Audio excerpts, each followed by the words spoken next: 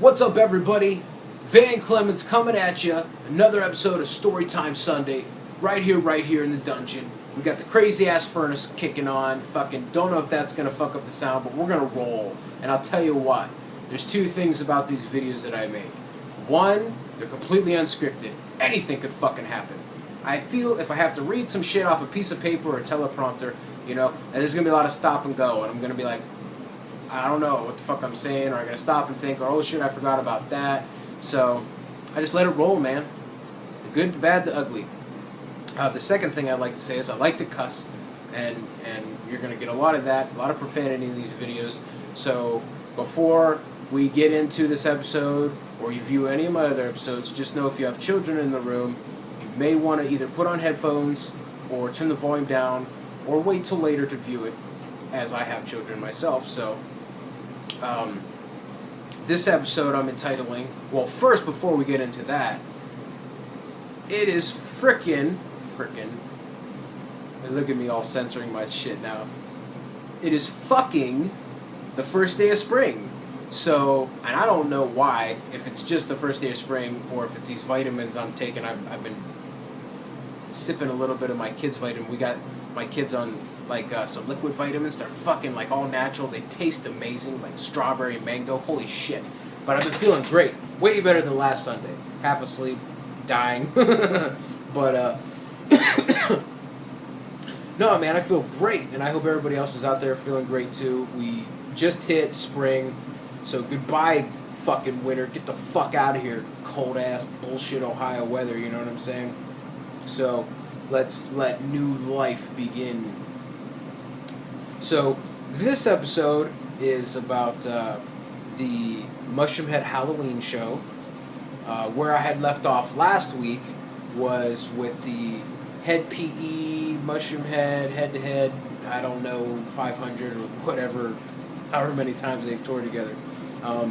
Which actually, at that show, I got this hat here, a little straight brimmer. I don't normally do straight brims, but I don't know. It just spoke to me. It was like, buy me, you know you want to wear me on your head. And I was like, yes, I do.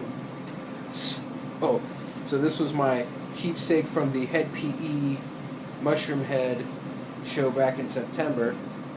Loving it. Love my hats. They're awesome.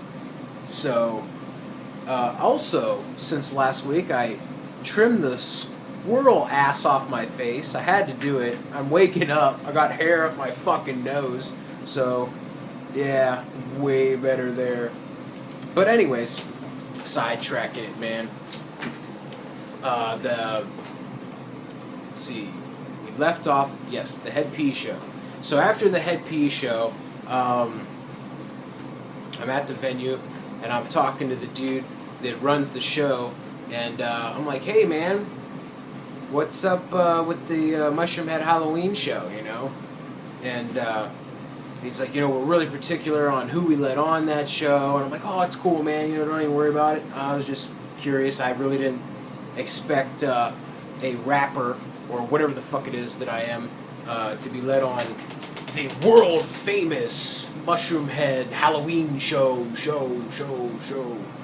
And so just went about my business, enjoyed the rest of my night, watched Head PE, and of course the great Mushroomhead, and who actually I think are over in the UK right now, so safe travels, and rip that shit up over there and fucking let them know how we do it back here in Ohio.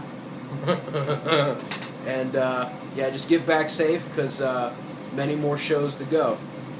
But after that show, came back home, putting all my shit away, and I wrote the venue, and I said thank you, for having me. Great time. Lived like 800 different dreams that night. I mean, my God, I was so thankful and grateful. And the next day, they had announced the Halloween show in the Facebook event page for the head-to-head show, and somebody inquired about local artists being on the show, and then a couple other people got on there and said, hey, you should have that Van Clemens back, he's pretty cool. And I had no idea this shit was going on because I stayed up to like 5 or 6 in the morning that night, probably later, and I woke up very, very late in the afternoon the next day, and I had got an email, long story short, from the guy that I talked to at the venue, and he was the one I sent the thank you email to, and he said, I'm glad things went well. It seems like you went over really well with the audience, whatever. And unbeknownst to me, the people were writing, that I should be led on the Halloween show, and which is fucking amazing. I mean, you want to talk about one of the best feelings in the world. That was up there with my children being born. So he wrote me back and was like, well, what do you think about playing the Halloween show? And I'm just like, like, really? So I'm like, yeah. I mean, anytime you get offered one of your favorite band's biggest shows of the year, it's kind of hard to turn something like that down. And I was very honored to be a part of a 20-year tradition. So that was very awesome. The show was spectacular. I mean, people were coming in from everywhere, man. Just everywhere. All over America, probably all over the world. I mean, it is called the world-famous Halloween show. I didn't run into anybody personally, but I do know that there are certain, I guess, Australians that come in from all the way from fucking Australia, which is like almost a whole day on a fucking plane flying over to Cleveland. You know what I mean? That's pretty intense, man. That's. So, yeah, and it was really great. A lot of friends, I got to hang out with. A lot of new friends I got to meet, and it was really great. I mean, the set was interesting because the whole show, the sound guy, the DJ, whatever they had there that night, who was cool as fuck. Everybody is cool as fuck there. And then I had. They usually bring in people that to do sound, or DJs that are tailored for a certain show, like a hip hop show. They'll have like a DJ, whatever. Then there's like the sound guy that runs the actual overall PA and shit. Well, the guy that they had for the Halloween show, I walked up to him and he's like, well, what do you got for me or whatever? And I'm just like, I gave him my CD. I'm like, here, I'm a solo artist. And he's like, kind of, I'm guessing, expecting a band. And I'm just like, I don't have a band. I'm just me. And he's like, well, I don't have a CD player. And I'm like, what? He's like, I don't have a CD player. I'm like, I was told to bring a CD. I brought a USB. Or did I have the USB at that show? I don't think I even had the USB at that show. I think I got the USB drive after that show. But anyways, I have the CD.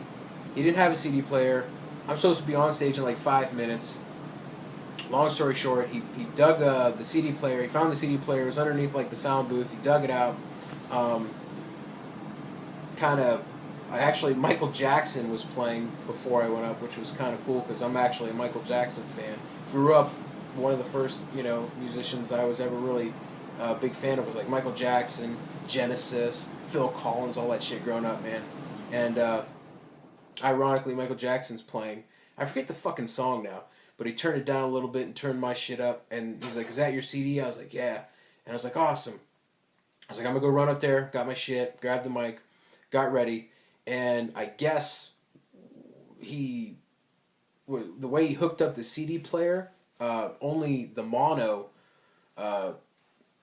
side of the sound spectrum was coming out of the whole PA, so you couldn't really hear the kick drum. You couldn't hear my samples because the song I opened up with, Landmine, has JFK samples in it, and it pans from left to right. You couldn't hear any of the fucking samples. You couldn't hear any of the kick drum. Well, the samples kicked in and out. And I was like, fuck. But I was like, oh, well, I'm just going to, make the best of this, because shit happens. You just got to roll with it. So I landmine, went through landmine. Everybody's kind of looking at me like, why does this sound like shit? Like, this is the world famous, Mushroomhead show. And everybody's looking at me like, you don't have your shit together. Your sound is shit. And I'm like, I'm sorry. It's kind of out of my hands at the moment, And so I was getting ready to go into my second track, which was Bull in a Pit. And I just remember hearing through the monitors on the stage, hey, give me a minute, or wait a minute, or some shit like that. And I'm like, did I just hear somebody say, hey, wait a minute? Next thing I know, no sound. Nothing. You could literally have heard a fucking pin drop. I was able to hear Unsaid Fate coming from the ballroom. There was nothing. So I'm like, oh, fuck. And so I'm like, well, I'll just talk and try and kill some fucking time. So I said all the shit that I was going to say at the time, I had it set for in the break, like after Bull in a Pit. I said it right there before Bull in a Pit. Next thing I know, he's like, okay, you're back on. And, again, everything out of my hands. Music just kicked back on, jumped right back into Bull in a Pit, and pretty much everything else went off without, any other problems. And the show is, definitely pretty intense to say the least, going into a world famous Halloween show, and there was, crazy drama because Waylon had just left the band, like not even a few weeks before that. Actually, the day I went up to go get the Cottonmouth King tickets, and I think more Mushroomhead tickets because I had sold out of the ones that I had.